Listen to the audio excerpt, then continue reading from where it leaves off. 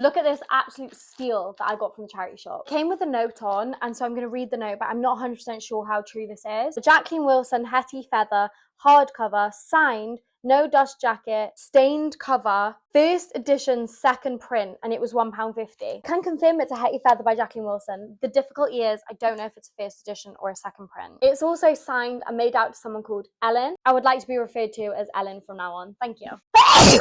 There's just no dust jacket, do you know what I mean? This is the information about whether it's a first print, second edition, whatever. So I need somebody who knows to let me know. Even if it's not a first edition, second print, whatever the words are.